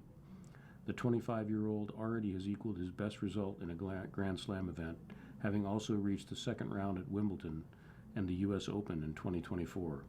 He has an opportunity to set a new career best in the second round, where he will face Britain's unranked Arthur Ferry. Meanwhile, it's a massive disappointment for the 23-year-old Shelton, who entered Wimbledon as the highest-ranked American and tied for the fourth shortest title odds in the men's draw. Shelton won the Boss Open in June, where he topped fellow American Taylor Fritz in the final. Fritz returned the favor by beating Shelton in the quarterfinals of the Wortman Open leading up to Wimbledon. Alan Baldwin. Wimbledon's second seed and 2022 champion second seed Rybakina survives 3-set scare against debutante Boisson. Wimbledon second seed and 2022 champion Elena Rybakina survived a first-round scare against French debutante Lois Boisson to grind out an unconvincing 6-4, 1-6, 6-3 win. Boisson, who enjoyed a fairy tale run to the French Open semifinals last year, but was knocked out in the first round this year, was helped by an error-strewn performance by the Russian-born Kazakh, ranked 152 places above her. Quote, It was a really difficult match, also not coming from too many wins. I had to really fight, said the reigning Australian Open champion, who hit 13 unforced errors in the second set on court 1 after 12 in the first and 10 in the third. I need to improve quite a lot, but I'm happy to get another opportunity. The 27-year-old had looked headed for a comfortable win after the first set, but Boisson, who has yet to win a match on grass, turned everything on its head in the second to leave the outcome in the balance. Boisson took a medical timeout at 4-1 in the second set when she had treatment to her left calf, and she was grimacing again after a tumble in the third when she faced 3 break points at 3-4 down. The French woman saved 2 before Rybakina made the break and then served out for the match at 40-15. Defending champ Iga Swiatek turns back Taylor Townsend upset bid. Defending Wimbledon champion Iga Swiatek held off an upset bid on center court from Taylor Townsend 6-1, 2-6, 6-3 to advance to the second round. Emotions overtook Swiatek, the number 3 seed in the women's draw, when she reached her seat post-match. With tears streaming down her face, she buried her face in a towel. This was about believing I could do it. It's been a tough couple weeks. I don't think I've won any third set recently, she said. Moving on, the next headline reads, England will face dangerous Congo after flat first stage by Trevor Steins. Dateline is Atlanta. England has yet to hit top gear at the World Cup, and after a group stage played with minimum jeopardy, a round of 32 meeting with Congo leaves little margin for error against a side buoyed by already going further than expected. Thomas Tuchel's England topped Group L, grinding past Panama in a 2-0 win that secured first place and a simpler path in the knockout rounds on paper. The performance level, however, remains a concern. England was held to a frustrating scoreless draw by Ghana and labored again against Panama for over an hour before Jude Bellingham and Harry Kane got them over the line. As the tournament goes on, others will need to step up. Since the Three Lions opening 4-2 win over Croatia, England has looked short on imagination, low on attacking threat, and lacking ruthlessness expected of title contenders. The game, July 1st, noon on Eastern Time on Fox, at Mercedes-Benz Stadium, offers no room for complacency. Congo finished as the highest-ranked third-place finisher, a team that came close to going out but will have emerged all the stronger after coming through. The Leopards' 3-1 win over Uzbekistan, also played in Atlanta, was a must-win match, and after going behind to an early goal, they struggled to turn things around until awarded a penalty midway through the second half. Sébastien Desabre's side played with 2 up front against Uzbekistan. Against England, however, he will almost certainly revert to 5 at the back, which Congo utilized in the 1-1 draw with Portugal and a 1-0 loss to Colombia. England will likely have key midfielder Declan Rice back in the starting lineup, but problems remain at right back. Reece James missed the Panama win with a hamstring issue, and his replacement, Gerald Kwanzaa, went off with an ankle injury. Jed Spence is expected to start against Congo. For Congo, this World Cup is already a success and a redemption for its only previous appearance. In 1974, with the country then called Zaire, a swift exit arrived on the back of 3 defeats, where the Leopards failed to score a goal and conceded 14, 9 of those coming in the loss to Yugoslavia. They finally made their World Cup return and did it the hard way, seeing off Jamaica in their Inter-Confederation playoff, and despite their pre-World Cup preparations being affected by the Ebola crisis back home, the Congolese are still here. England is one of the countries expected to go far in this tournament as it aims to end a 60-year wait for World Cup success. But the Red Lions will need to raise their intensity if they are to overcome a Congo side with nothing to lose. A place in the last 16 against Mexico or Ecuador, who played June 30th, awaits the winners. The next headline reads, Last of Belgium's Golden Generation Seeking Glory, by Nick Said. Dateline is Houston. The last of Belgium's Golden Generation takes a final shot at World Cup glory having come through a mixed group stage and ahead of the last 32 clash in Seattle on July 1st against the Senegal side that also has had a topsy-turvy campaign. Jan Vertonghen, Thomas Vermeulen, Eden Hazard, and Dries Mertens are no longer part of the Belgium side, but others from the team that finished third at the 2018 World Cup remain.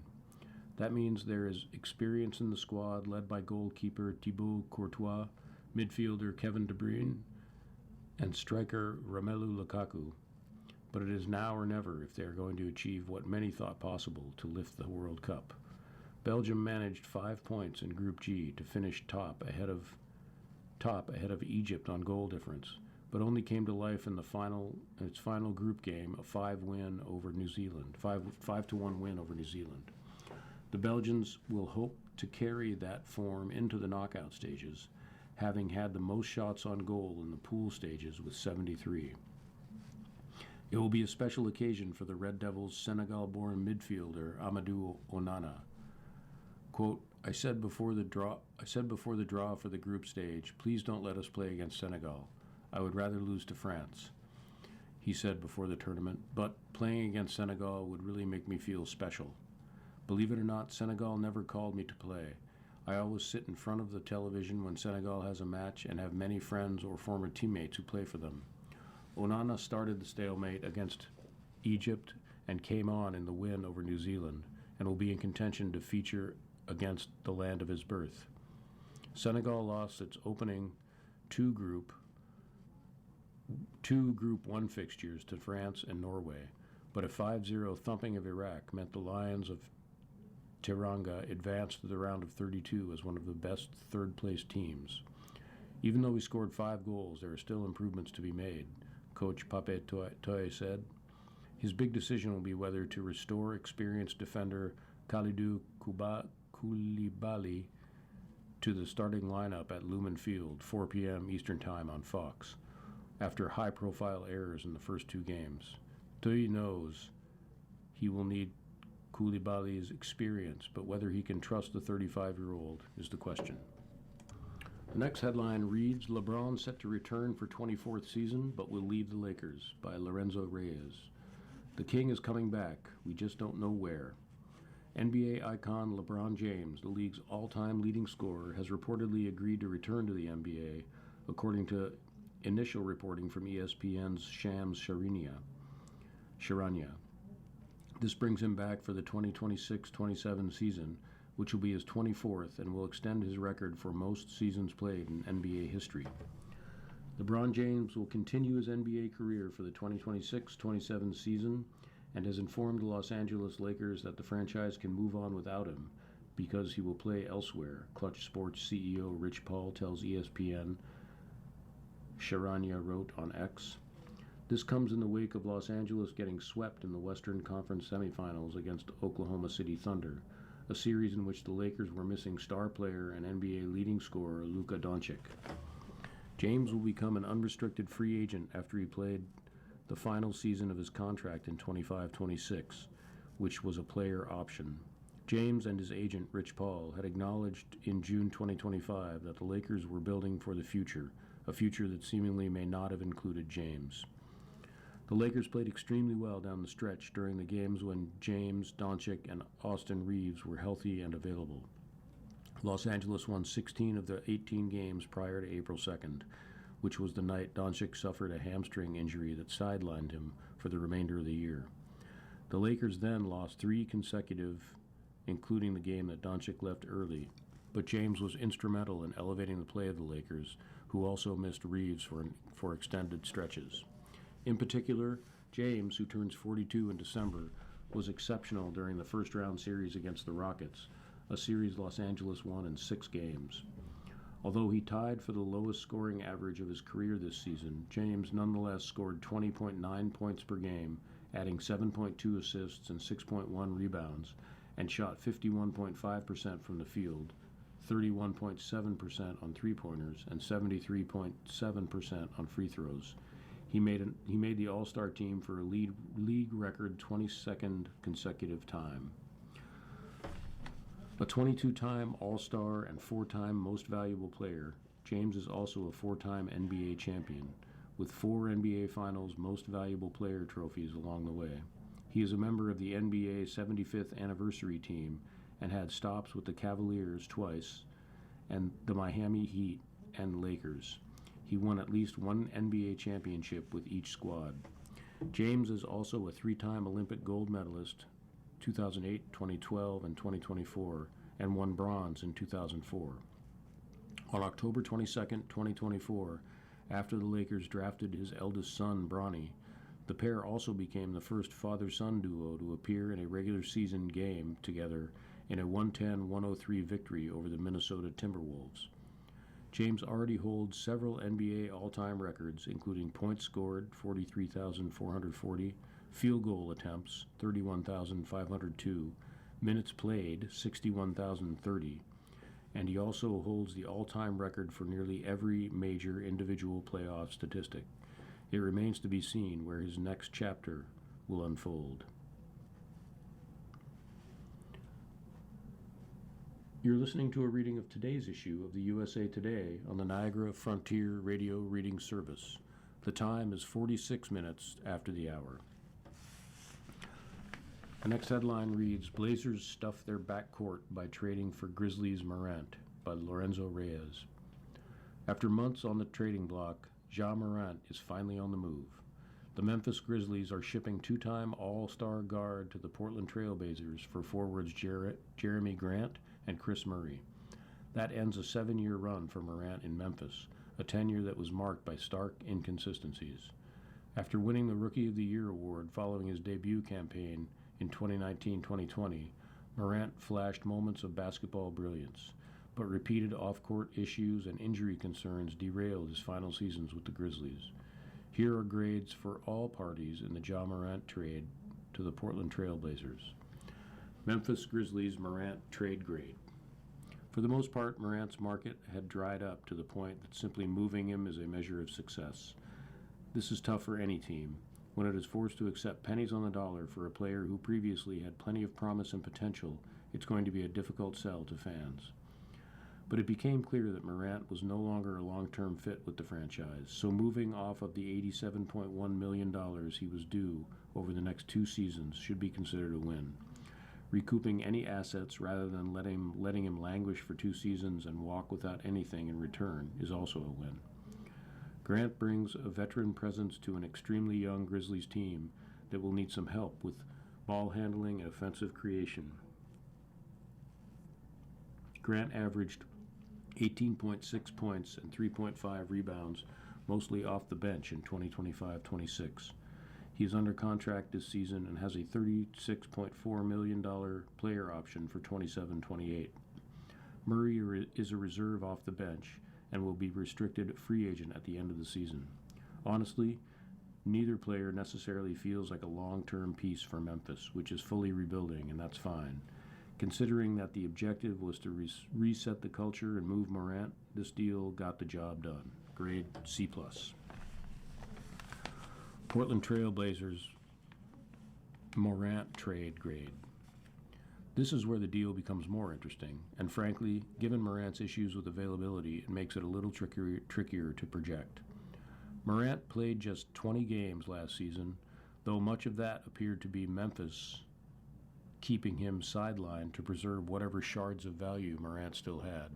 In fact, he has played just 79 of a possible 246 games over the last 3 seasons, or a total of just 32.1% of possible games. The most games Morant has ever played in a single season has been 67 during his rookie year. Yet, Morant is still only 26 years old. In theory, he should have plenty of basketball left. If Portland can get Morant to mature, and if he's able to find good luck with his health, this could be a solid, low-cost move, at least in terms of assets shipped out. Grant clearly is not a long-term fixture with the Trailblazers, and Murray is easily expendable. The interesting thing is that now the Trailblazers suddenly have an abundance of guards, and ones with talent. Morant's weakness is his shooting. He's best at getting to the rim, and his perimeter jumpers are shaky at best. But if Portland starts him alongside sharp-shooting point guard Damian Lillard, it could provide a compelling duo of shot creation. Lillard also masks Morant's spotty jumper. Morant, however, is a liability on defense, as is Lillard. This only puts even more pressure on centers Donovan Clingan and Robert Williams as rim protectors. The other part about this is that Lillard, Morant, Drew Holiday, Shaedon Sharpe, and Scoot Henderson, who improved significantly last season as the year wore on, Portland now has players whom it could potentially move in a complementary deal, say for one Jaylen Brown. If that's the eventual end game, and the Morant deal facilitates that, then it's a big win. But if Morant doesn't mature and is constantly sidelined, this could be another frustrating chapter for teams employing him. Grade B. Moving on to the life section of today's USA Today. The lead headline reads, Rare Unpublished Book by Dr. Seuss Found in Library by Claire Mulroy. Dateline is San Diego. Tucked in an unassuming hallway at the Giesel Library at UC San Diego are troves of artwork and writing of the late Theodore Giesel, better known as Dr. Seuss. Here you can thumb through original sketches from The Cat in the Hat and see margin notes with directions for the printer. If you look closely at a framed draft of Oh, the Places You'll Go, you can see where Giesel taped scrap paper for edits. The Dr. Seuss archives are a glimpse into the mind of the storyteller whose zany rhymes transformed children's literature. He died in 1991, and his widow, Audrey Giesel, donated the bulk of his work to the library. Last May, Dr. Seuss Enterprises and publisher from Penguin Random House visited the archives to hunt for new marketing material for the 70th anniversaries of The Cat in the Hat and How the Grinch Stole Christmas. What they found was entirely unexpected. Sing the 50 United States, nestled amid the 20,000 files, was a completed, unpublished manuscript. Giesel had even designed what appeared to be a cover image. This is Kismet, says Kat Reynolds, executive director for the Dr. Seuss Publishing and Beginner Books at Penguin Random House.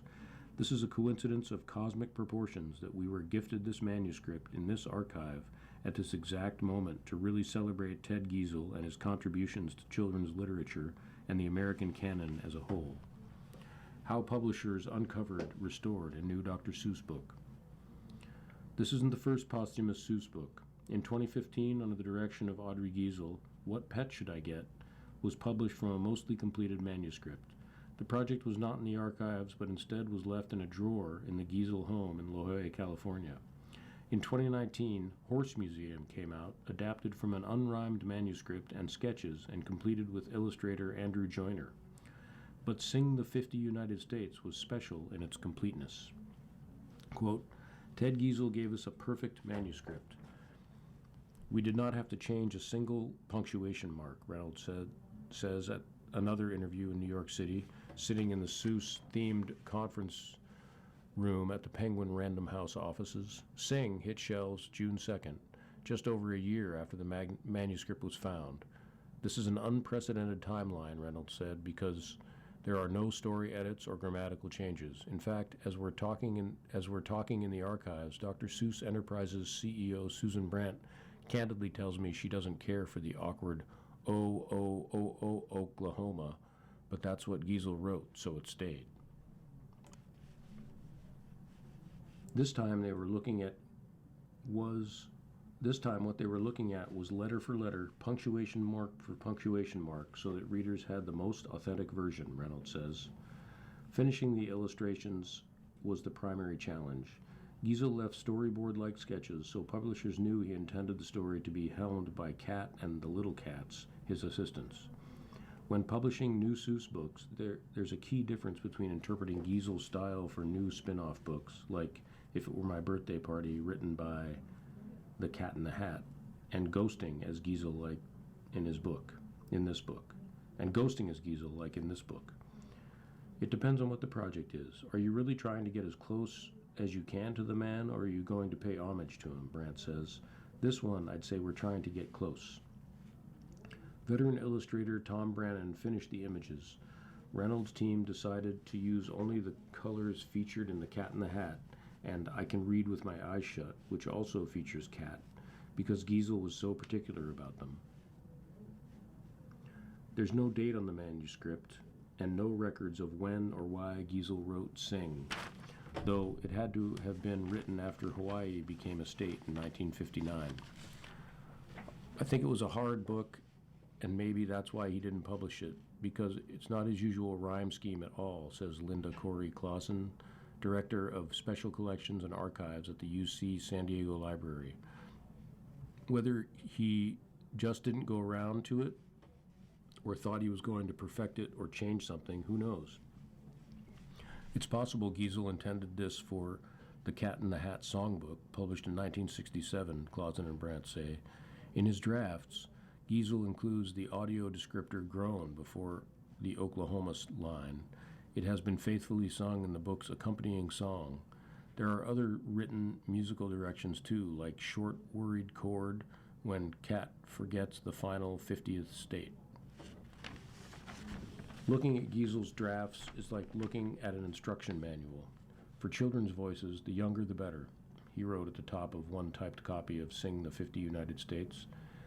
These manuscript pages and sketches, shared exclusively with USA Today, show many drafts, sometimes with only slight tweaks, as Giesel fiddled with the state order and how it would sound when read aloud. And there's a picture here of manuscript pages and sketches from Sing the 50 States. Quote, he took the job of writing children's primaries so seriously, Brandt said. It took him over a year to write a book, if not longer, and you can also see in some of his writings, maybe, his frustration that people thought it was easy. New ways to honor Dr. Seuss's legacy. Brandt believes there are more usable works in the Giesel archives. There are unfinished lessons on telling time and spelling, including one called How Well Can You Spell? That's almost finished. You can see him playing with what he thought kids should know and learn, Brandt says. In other ways, new Seuss ventures are branching out from the man himself. A year after ceasing publications and sales of 6 titles that included what some people called racist and insensitive imagery, his estate unveiled Seuss Studios with diverse, emerging authors at the helm.